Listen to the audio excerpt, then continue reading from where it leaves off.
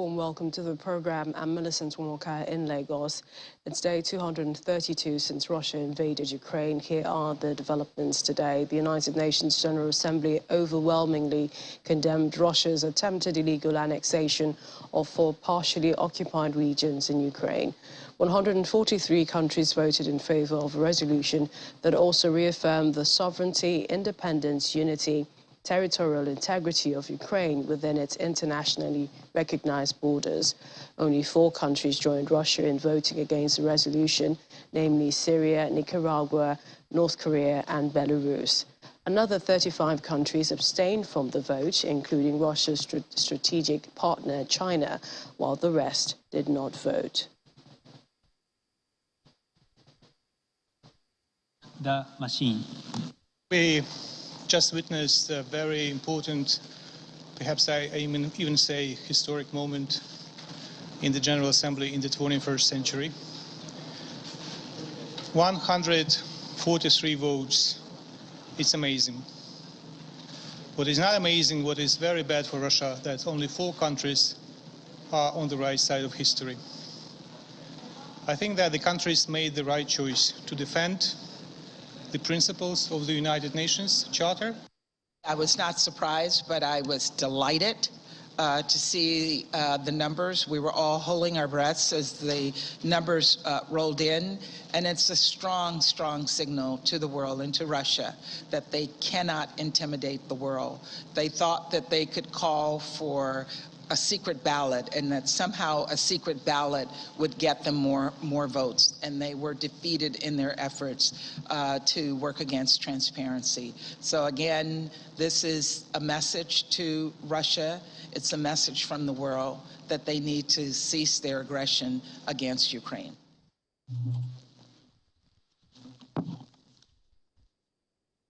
The head of Ukraine's state nuclear energy company today decried as fake news Russian assertions that the Moscow-controlled Zaporizhzhia nuclear power plant will need Russian fuel.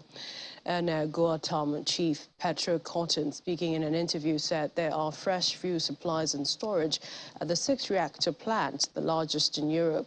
His comments came after an official of Rosenergoatom, Russia's nuclear power operator, was quoted by Russia's TASS state news agency as saying that the Zaporizhzhia plant would be switched to Russian fuel once its reserves are exhausted. Ukraine and Russia have repeatedly accused each other of shelling the facility, raising fears of a mishap that could release radioactive material. Kotin said his biggest fear was a cutoff of external power needed for cooling the reactors, all of which are in cold shutdown, and a loss of emergency diesel generators that have only 10 days of supplies of fuel, threatening a meltdown.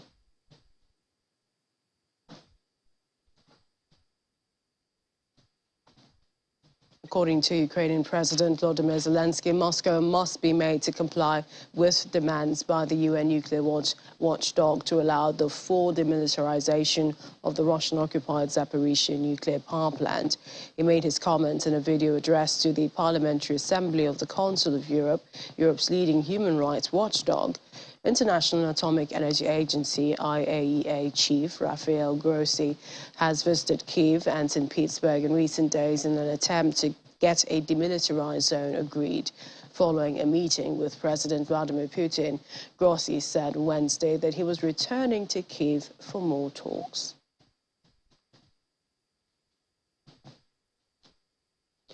Meanwhile, President Volodymyr Zelensky said Ukraine has only about 10% of what it needs for its air defenses and ruled out diplomatic contacts with Russia. Mr. Zelensky made the comments while addressing the Parliamentary Assembly of the Council of Europe via video link. He said that Russia must be diplomatically isolated so that Russian society would start pressuring the military and political leadership in Moscow. He also agreed, or rather urged, the Red Cross to press Russia on allowing access to Ukraine's prisoners of war. Since Monday's strikes by Russia, Germany has sent the first of 4 planned IRIS-T air defense systems, while Washington said it would speed up delivery of promised NASAMS air defense system. And talking about Germany, German Chancellor Olaf Scholz underscored the implications of the war in Ukraine for the West in a speech today, calling it part of a crusade by Russia against liberal democracy. In a recorded speech at the Progressive Governance Summit in Berlin, Mr. Scholz spoke in English and said that Russia's conflict with Ukraine was part of a wider crusade against what Russian President calls the collective West. Mr. Scholz further deemed the differences between his ruling coalition's parties, the Social Democrats, Greens and Liberals, as insignificant in light of measuring them against the democratic, liberal and progressive values they hold in common. Most recently, disagreement arose in the government regarding the debate on how to deal with the energy crisis, which was fueled by Russia's war of aggression.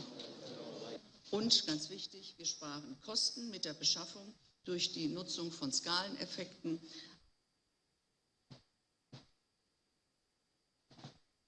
Well, in the meantime, the United States has reaffirmed its commitment to defend every inch of NATO territory ahead of talks among defense ministers from the alliance that will include closed-door discussions by its nuclear planning group.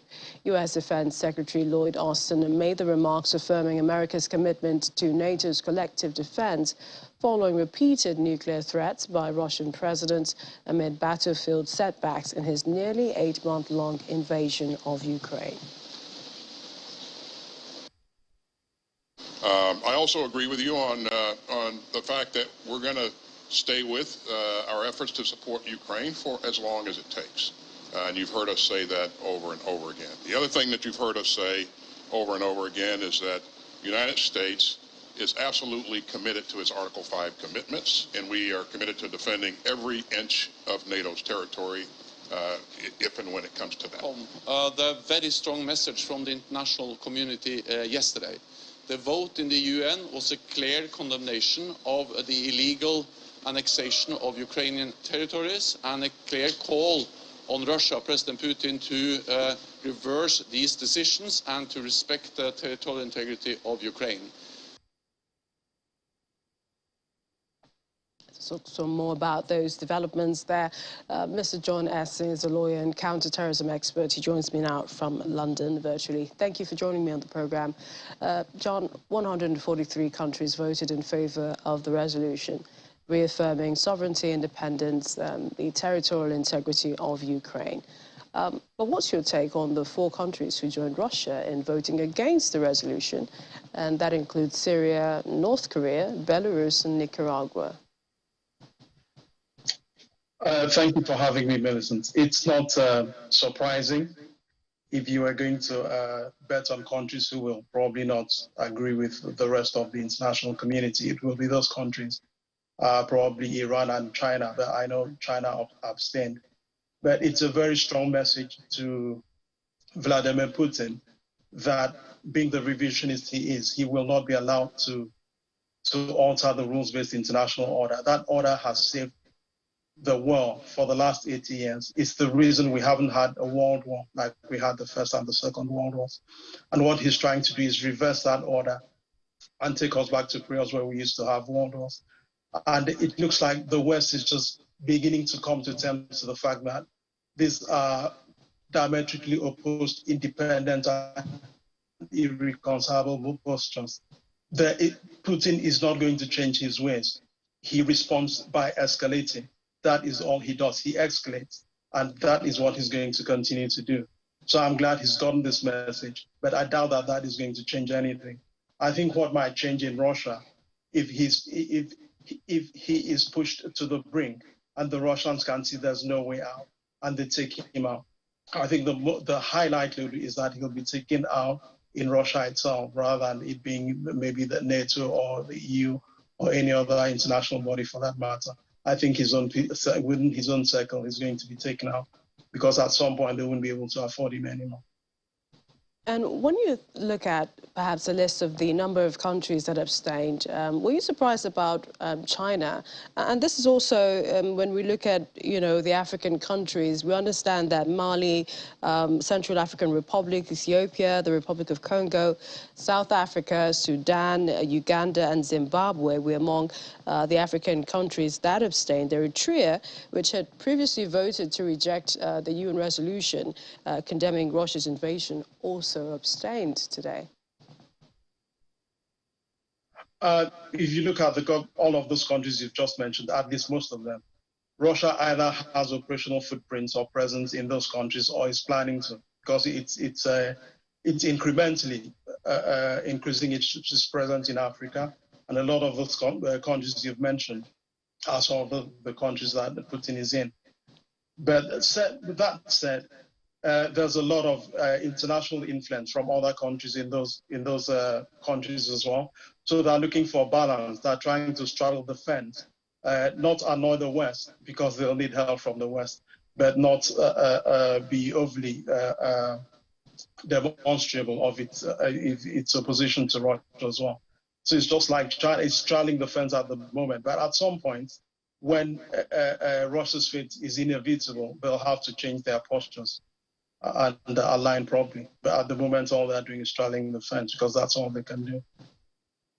And, for those wondering about Nigeria, I think the country has always been neutral when it comes to this. But let's talk about Russia launching fresh attacks today. Ukrainian officials have said hitting a critical infrastructure facility, and this is near Kyiv. Days ago, we heard that they're planning to hit more of their military and energy infrastructure. Do you think Putin is unrelenting with this new strategy we're seeing? And the UN has called it shocking because, it appears to be going beyond the battle line into hitting civilians. Yeah, but it's not a new strategy. From the 24th of October, this is February, sorry, when this war began, this is what Putin has been doing. When he can't win on the battlefield, that's the only way he can get back at the Ukrainians and accept his revenge. Several months ago, I think 2 or 3 months into the war, he had warned the West that if he kept supplying sophisticated weaponry to Ukraine, that he was going to escalate his attacks. That's exactly what he's done. I know he's done it under the pretext that he's responding to a retaliatory response to the attack on the Kerch Strait Bridge a few days ago. But this is Putin. What surprises me is he ought to know that the strategy he's pushing is a failed strategy, but he keeps recalibrating on it, he keeps doubling down on it, and he wants to negotiate as well. How can you want to negotiate when you keep doing the wrong things and you keep affecting the party you want to negotiate with? That's why Zelensky has opted out of any negotiations with him, because Putin thinks one way. He never backs down, and he will keep recalibrating. He will keep doubling down on that strategy, even though it's not helping him. He can see that every time he takes a step, when the West responds, it takes him 5 steps backwards. The West is doubling down as well, because I think the West has realized that this is how he is. But everyone has a breaking point. So the West is going to squeeze him. They're going to keep tightening the screws until he breaks. If he doesn't, the Russians who break first will take him out. So keep squeezing the West using Ukraine. In terms of negotiations, doesn't that benefit Ukraine, seeing as its cities, its people decimated, are being killed, they're moving out of their ancestral homes? Who does negotiation benefit at this point? It will benefit Russia because it'll be negotiating from a weaker position. Only yesterday, 50 countries came to a multilateral consensus. 30 of those countries are NATO countries. Committing to back Ukraine, for the long haul. So Ukraine has all the backing. The air defense systems they've been asking for are just now arriving. So when they're set up, Ukraine will have a lot more capacity. You'll be able to operate freely with with a higher degree of efficacy, because they wouldn't be having to worry about Putin targeting the civilian infrastructure and the Ukrainian constituents. So it benefits Zelensky far more than it does Putin. Putin only wants to negotiate now because he knows he's losing, and he only insists on negotiations when you're losing. I recall Zelensky asking for negotiations a few months ago, but Putin turned him down because he was on the up at the time. Now it's Zelensky's turn to turn him down. So in terms of where we are on the battlefield, on the front lines with this war, comments from NATO-led allies saying that they're going to support Ukraine for as long as it takes. Does this speak of a new phase of this war, which is what Russia has been warning against, Western influence, which might affect their reaction to this special operation, they've called it, in Ukraine? Yeah, it's not necessarily a new phase. It's been necessitated because of Putin's attacks on civilian targets and on infrastructure. He's done this in the past, but this is the most brutal, and the most, it's been indiscriminate. It's surprising that only, I think, 11 people died, under 20 anyway, given the scale and the scope. And I think 100 casualties. You'd have expected a lot more, but thankfully, that is not the case. But I think the West has come to the realization that he's going to continue doing this. So every necessary measure has to be taken for him to know that he cannot get away with this. The more he doubles down, the West will have to double down as well and provide Ukraine with all the help it needs.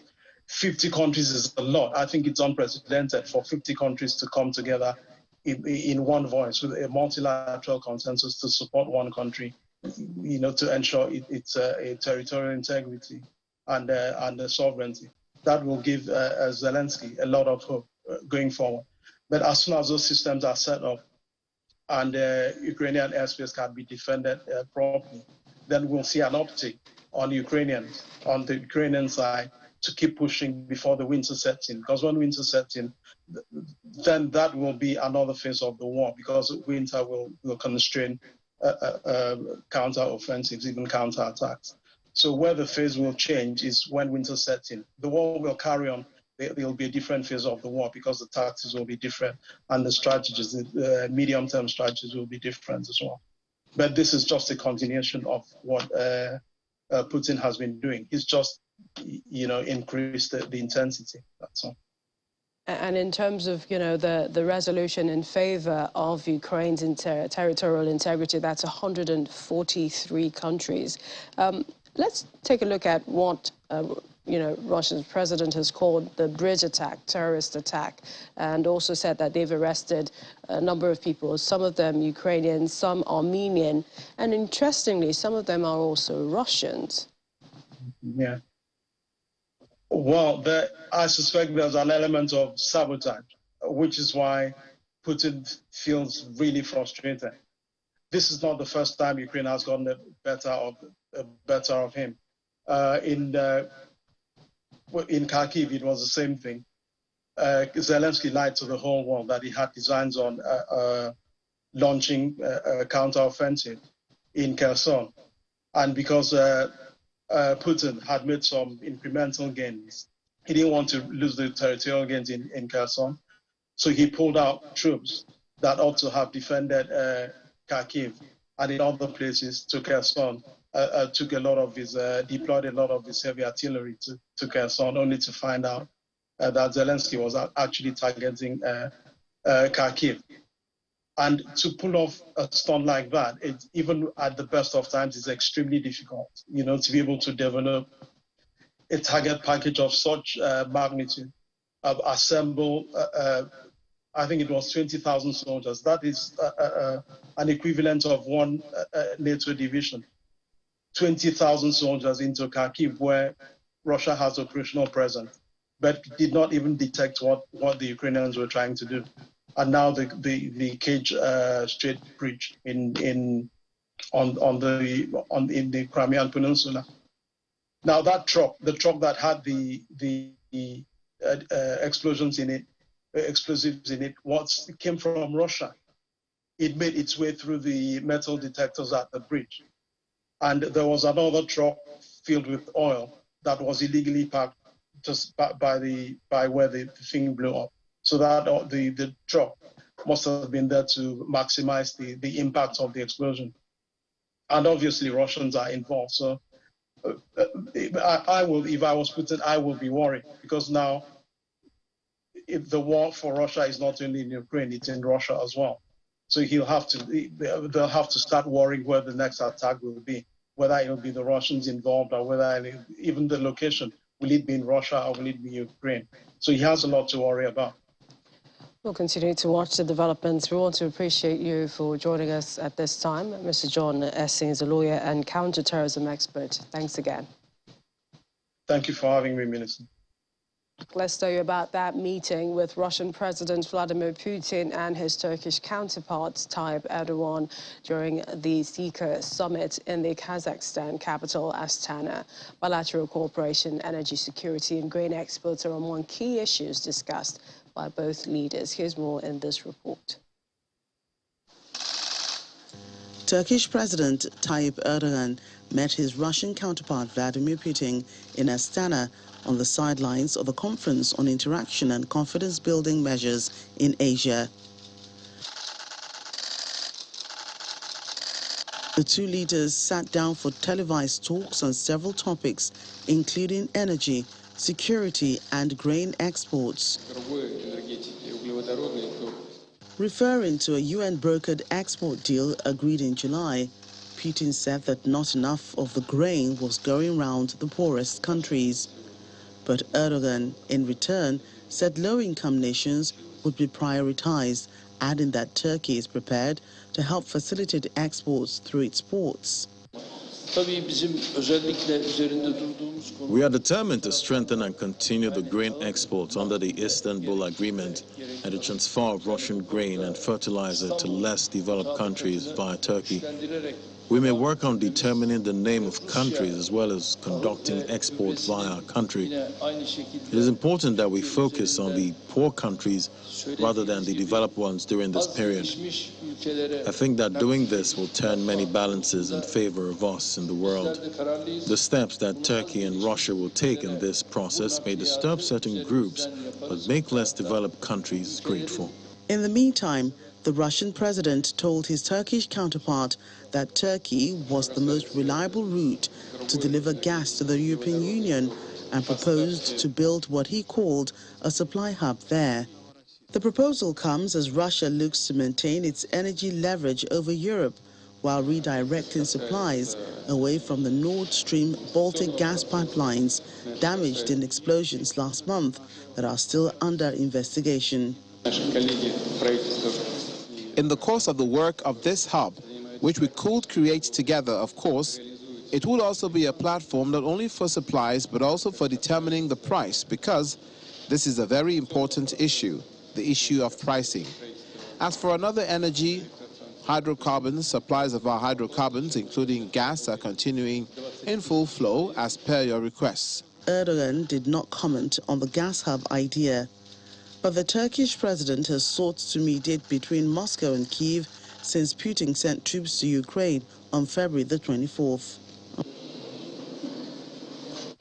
And British Defence Secretary Ben Wallace says Britain's fresh donations of air defence missiles would complement the air defence systems pledged by the United States.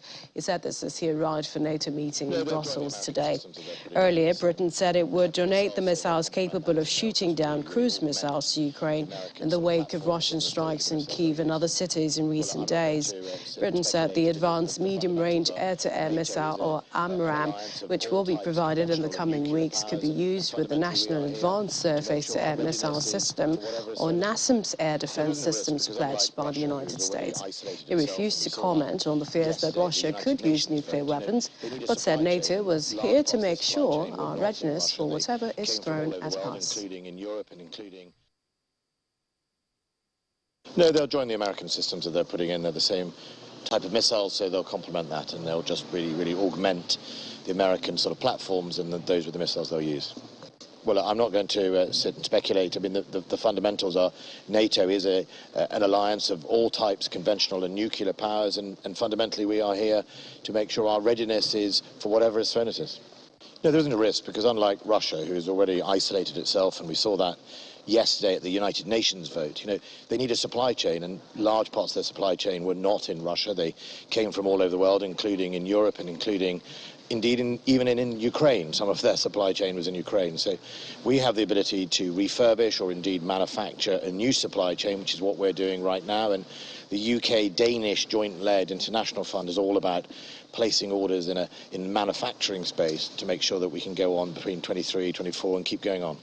Well, Russia will also be conducting its annual exercise, I think the week after or just after the annual exercise. I think that's the key. What we don't want is to do things out of routine. This is a routine exercise and it's all about readiness. And to some of the visuals of the aftermath of Russian strikes in some cities in Ukraine, damage to residential building in Belgorod, but this time this is a Russian city, could be seen in this video. It was taken by local residents, a multi-story residential building damaged by shelling from Ukrainian armed forces. And this is according to the region's governor. There has been no information about casualties or injuries so far. He added that Belgorod is about 40 kilometers away from the Ukrainian border. Local reports could not independently verify details of the incident. There was no immediate comment from Ukraine.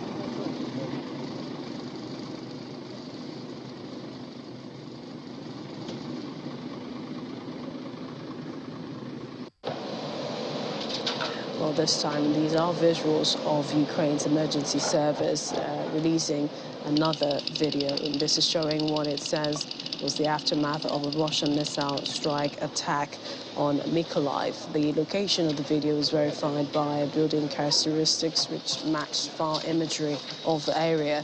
Mykolaiv's mayor, Alexander Senovich, said on Telegram that the southern city was massively shelled and later added that emergency workers had retrieved 2 dead from beneath the rubble. Russia bombed cities across Ukraine during rush hour Monday, killing 10 civilians and destroying infrastructure. And apparent revenge strikes after Putin declared explosion on the bridge to Crimea to be a terrorist attack.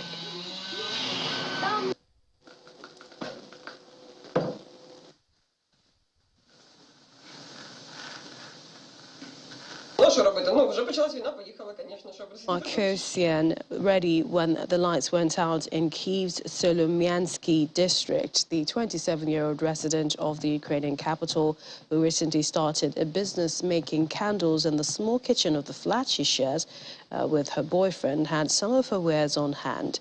After power outages hit her neighborhood over the previous 2 days, Markosian said that she and her boyfriend, 28-year-old cafe owner Pavlenko, they have candles all over their house. Blackouts are one consequence of this week's Russian missile and drone barrages that rain on cities across Ukraine, damaging around 30% of the country's energy infrastructure as winter approaches. Of course, President Volodymyr Zelensky has said that the power had been restored to millions of people, but it warned Ukrainians to prepare for more blackouts and pleaded with people to cut down their electricity use wherever possible. Markosian, who sells her candles in Pavlenko's cafe and as well as online, is now expanding her candle production after Ukraine's government called upon its citizens to prepare for a potentially harsh winter.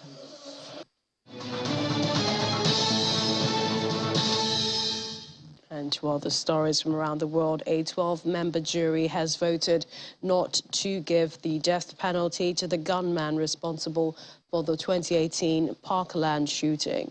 The jury has decided that the 24-year-old Parkland school shooter will be spared the death penalty and will instead spend the rest of his life behind bars. The decision marks a blow for prosecutors who had sought to prove that the crime was cold, calculated and premeditated and met the state's definition of aggravating factors that warrant the death penalty. The judge sought to sentence Nicholas Cruz immediately after the verdict was issued, but prosecutors have asked for an opportunity for victims to present impact statements and also speak about the jury's recommended sentence before that happens. Cruz's sentencing will take place on the 1st of November. To all the stories, a senior member of Giorgia Meloni's Nationalist Brothers of Italy party was elected Speaker of the upper house of Senate today, despite a revolt within the right-wing coalition that won last month's general election.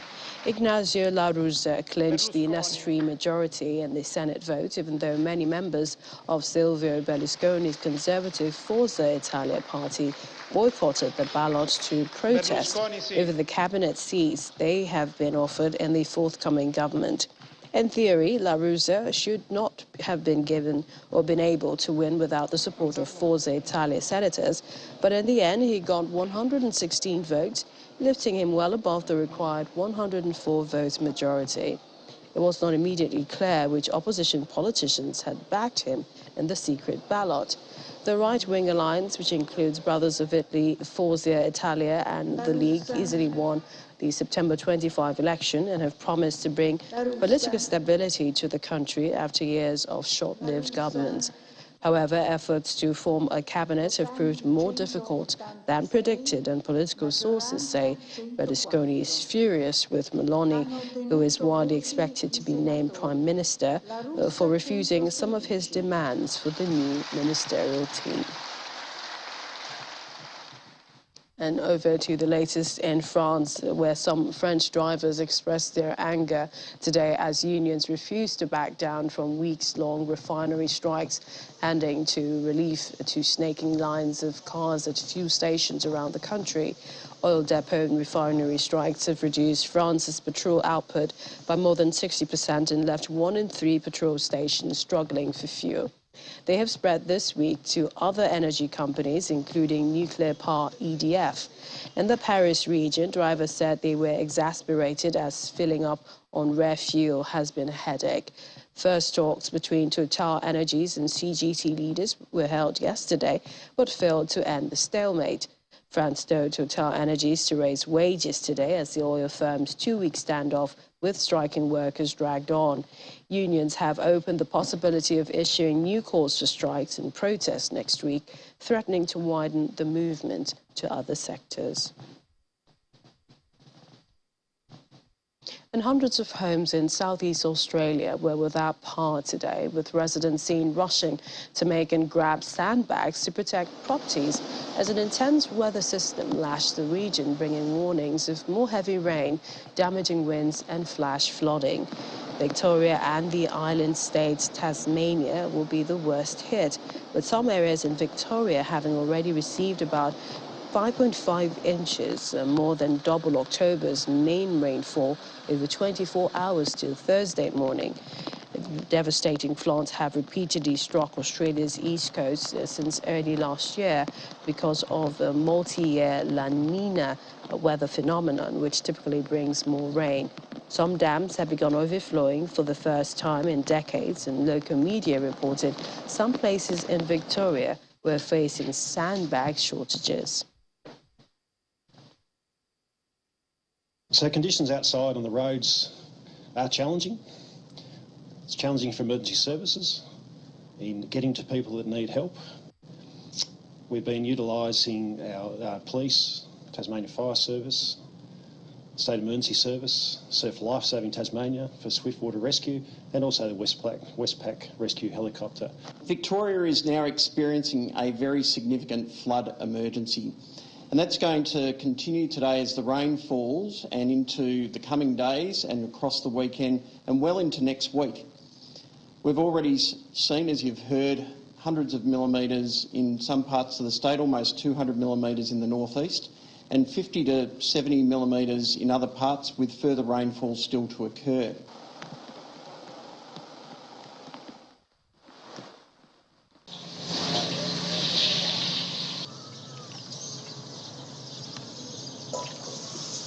Let's go over to Thailand, where local authorities handed out relief supplies to villagers living in flood-affected area in central Thailand. Authorities were seen wading through chest-high water in the Bang Ban district of Ayutthaya province to distribute relief packages going from house to house on boats.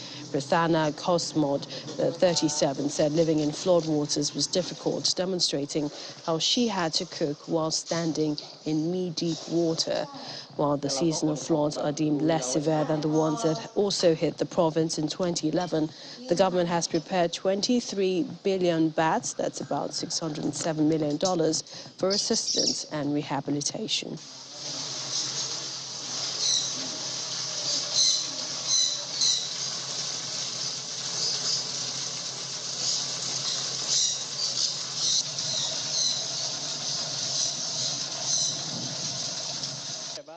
With the impact of the weather, severe drought followed by the worst floods in 30 years have led to rocketing food prices and left a record 2.1 million people in Chad acutely hungry. Now, this is according to the United Nations agencies. WHO estimate that as a result of the climate disaster, 10% of all children under 5 are affected by acute malnutrition.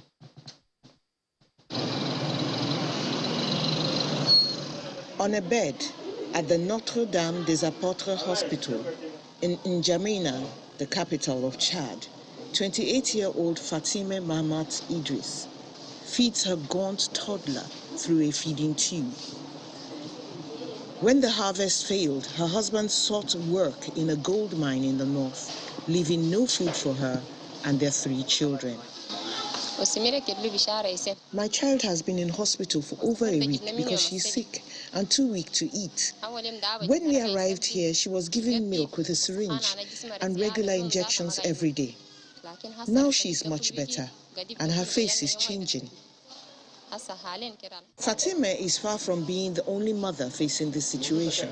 According to the head of administration at the nutrition unit, this year only 1,700 children have been hospitalized, more than the last 2 years. My child has been hospitalized here for a week. At the beginning, he was vomiting and having a lot of diarrhea. He had fever all the time, couldn't eat and couldn't sleep. As a result, he was losing a lot of weight and was getting weaker and weaker. Now that he's in the hospital, he's much better. He's taking milk and eating the enriched porridge. We don't have the means, and fortunately, their care is free. Unfortunately, it may not only be their physical growth that is affected. When a child is malnourished, there is decrease in cognitive abilities, so it directly influences profitability, both academically and in terms of economic productivity. As a result of the climate disaster, 10% of all children under 5 are affected by acute malnutrition, and 1 in 3 will suffer from stunted growth, according to UNICEF. If the situation does not improve, a whole generation in Chad could see their future compromised because of malnutrition. Hundreds of indigenous demonstrators took to the streets of Mexico City to mark Columbus Day, using the occasion to highlight indigenous rights and the importance of their influence in Mexican culture. Dressed in colorful costumes and performing traditional dances, members of various indigenous communities, many coming from the southern state of Oaxaca, paraded through the iconic Reforma Avenue. Zulema Aguela, an indigenous demonstrator from Veracruz state, said she wanted Mexican people to take pride in their indigenous origins and their ability to raise their voices. October 12 marks the anniversary of the arrival of Christopher Columbus in the Americas in 1492. But in recent years, the focus of the festivity has increasingly turned towards the heritage and plight of indigenous people subjugated by European settlers.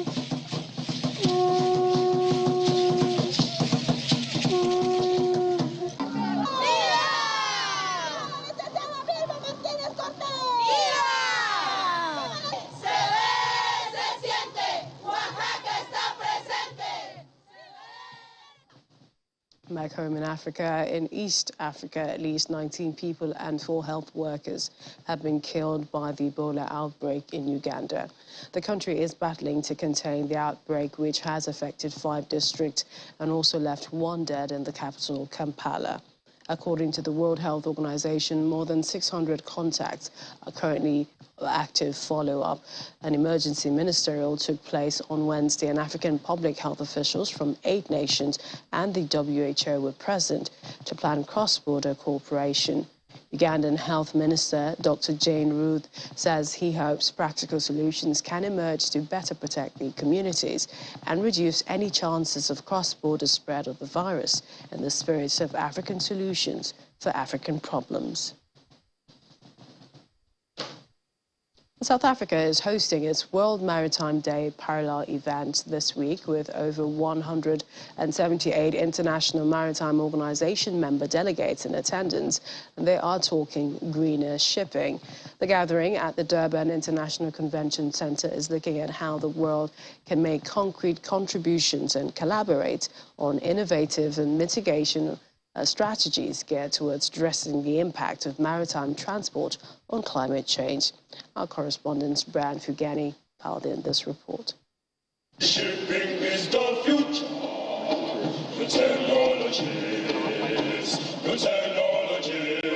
The World Maritime Day parallel event is meeting under the theme New Technologies for Greener Shipping, with the focus on collaboration and capacity building, the 4th Industrial Revolution and sustainable maritime industry and the blue economy. Host country South Africa has about 3,000 kilometers of coastline positioned along the sea trading route with 8 commercial ports.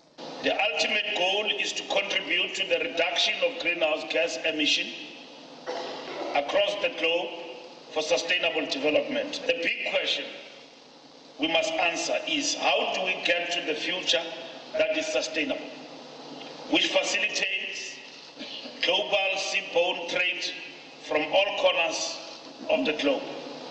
Shipping carries over 80% of world trade, providing the most economic and environmentally sustainable way of transporting cargoes.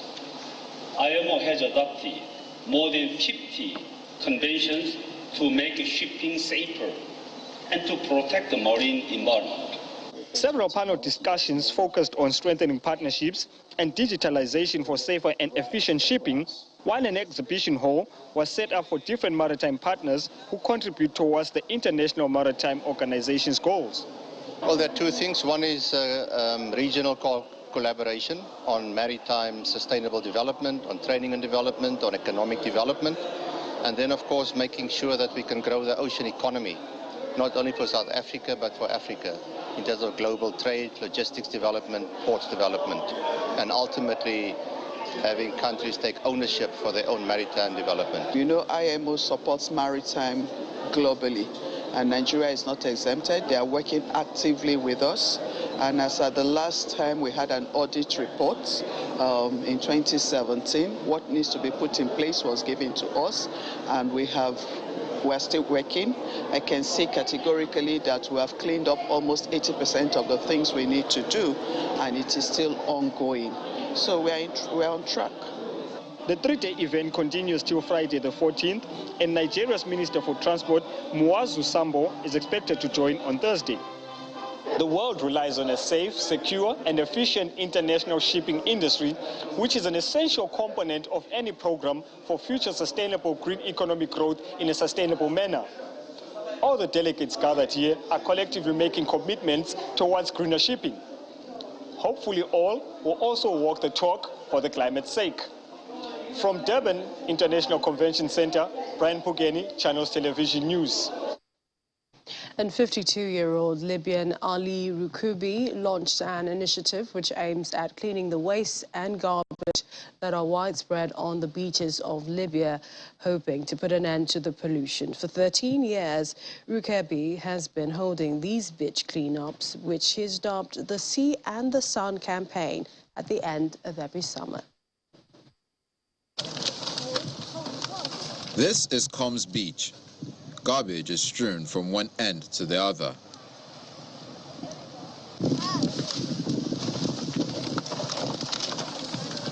Luckily, Ali Rockby's Sea and the Sun campaign has gained a huge following over the years, as many people come to Combs from across the country clean up. They pick up the waste that has accumulated over time. Despite the garbage being almost everywhere at the beach, we're trying to reinforce the culture of preserving the environment and putting an end to pollution.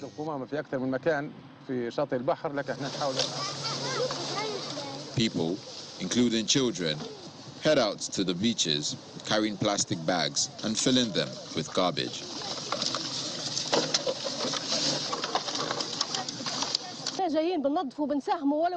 We came here to clean and help with all our hands and efforts to keep our beaches clean. Starting from Combs, we will clean our beaches from the east to the west in order to keep all the shores of Libya clean and everyone can enjoy their time there.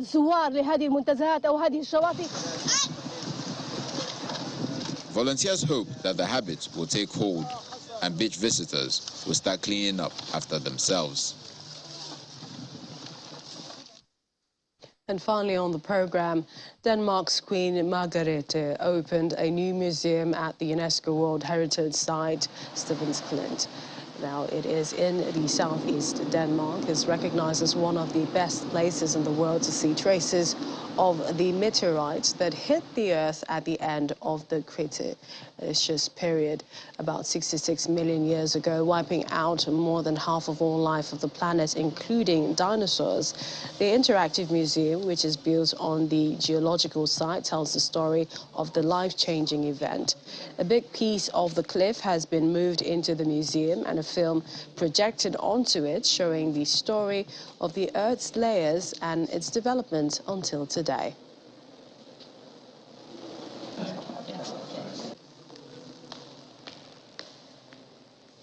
The asteroid hit Earth in the Yucatan Peninsula in Mexico, but it was a global catastrophe. So we have traces of the asteroid all over the planet.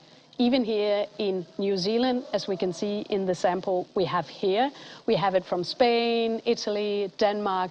We even have a sample from Mexico, very close to the impact, and we have a drill core from the crater where the asteroid hit. In the catastrophe, the dinosaurs died out, but some animals survived, like this little mammal who knew some of the very good survival tricks, like being small, hiding, eating different things, and then being lucky. So this is why we call this mammal Lucky, and she is the ancestor of almost all the mammals that we find on the planet today. So thanks for surviving. This is a global story that has importance for all of us. The mass extinction that killed off life and set the scene for the world we know today. And here we have an exhibition that goes straight to the heart. We have people crying seeing the exhibition. So come here, have reflections about your own life and life today, and feel hope that life is robust and will survive.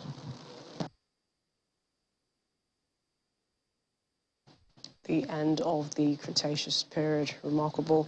Well, that's it on the program. Thank you for watching. I'm Melissa Ntumwaka. Bye for now.